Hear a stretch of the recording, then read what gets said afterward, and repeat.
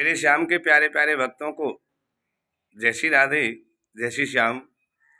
अब बात आई कि गणेश जी का विसर्जन करें या ना करें।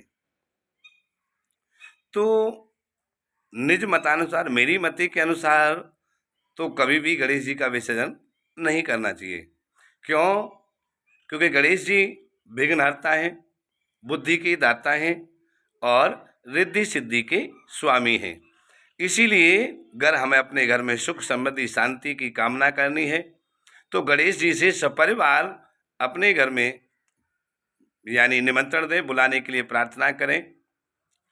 और जब गणेश जी हमारे घर में निवास करेंगे तो उनकी दोनों पत्नियां रिद्धि सिद्धि भी हमारे घर में निवास करेंगी।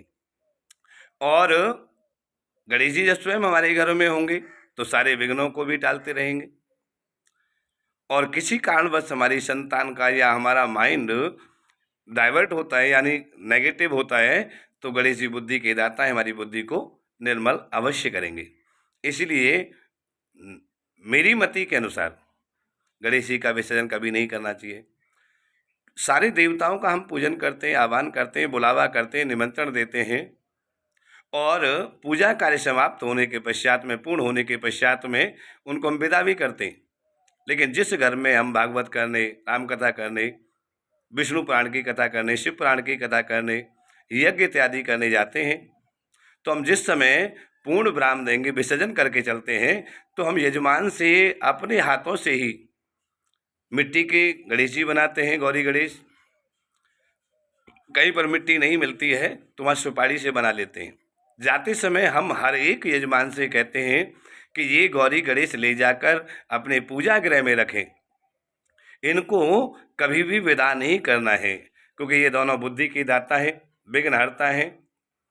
और गौरी गणेश अगर हमारे घर में होंगे तो हमारे घर में कोई भी विघ्न, बाधाएं, कठिनाइयाँ, समस्याएं, परेशानियां वो अपने आप टालते रहेंगे। विघ्नहर्ता गणपति महाराज हमारे सारे विघ्नों को हरेंगे।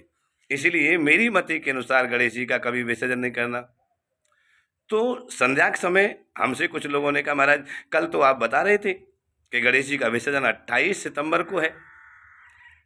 तो उन भक्तों को मेरा बताना है, क्योंकि हम पांडित्य कर्म करते हैं, ब्राह्मण हैं, और जो यजमान हमारे पास पूजा का मुहूर्त निकलवाने के लिए आता है तो हमें उसका मुहूर्त बताना अनिवार्य बनता है। इसीलिए कुछ लोगों ने गणेश जी को लाए हैं, स्थापना भी की। और उन लोगों ने जब हमसे पूछा, महाराज जी गणेश जी का विसर्जन कब करें, तो पहले तो हमने उनसे बहुत मना किया कि गणेश जी का विसर्जन नहीं हो सकता। लेकिन फिर भी उन लोगों ने कहा कि महाराज जी हम तो ले आए हैं और ये स्थायी मूर्ति तो नहीं, अस्थायी मूर्ति है, चल मूर्ति है और इसको तो हमें विसर्जन करना ही होगा। तो उनकी पूछानुसार हमने उन्हें मुहूर्त के, जो शुभ मुहूर्त होते हैं उनका समय भी बताया है। और जो नहीं मानते हैं कि गणेश जी विघ्नहर्ता है, रिद्धि सिद्धि के स्वामी हैं, मेरे घर में रहेंगे तो मेरी बुद्धि को निर्मल रखेंगे, विघ्नों को हरते रहेंगे और रिद्धि सिद्धि सदा मेरे घर में वास करेगी, तो वो लोग विसर्जन न करें। और जो इस बात को नहीं मानते वो गणेश जी का विसर्जन कर सकते हैं। अब बात आई कि कौन कौन से देवता ऐसे हैं जिनको कभी घर से विदा नहीं करना चाहिए। सबसे पहले तो गणेश जी होते हैं, दूसरा लक्ष्मी भी होती है जिनको हमें कभी घर से विदा नहीं करना चाहिए। 5 प्रकार की लक्ष्मियों को गृहस्थियों को पूजा करनी पड़ती है। पहले वैभव लक्ष्मी, जिसको धन लक्ष्मी कहते हैं, और जीवन में सत्य लक्ष्मी की बहुत बड़ी आवश्यकता होती है, योग लक्ष्मी की भी बहुत बड़ी आवश्यकता होती है और गृह लक्ष्मी की भी बहुत बड़ी आवश्यकता होती है। और 5वें स्थान पर श्री हरि नारायण के चरण सेवक सेवनी श्री लक्ष्मी जी, ये 5 लक्ष्मियों को सदा सर्वदा के लिए अपने घर में निवास करें। रिद्धि सिद्धि के स्वामी विघ्नहर्ता श्री गणपति महाराज को भी अपने घर में निवास दें। जय श्री राधे, जय श्री श्याम।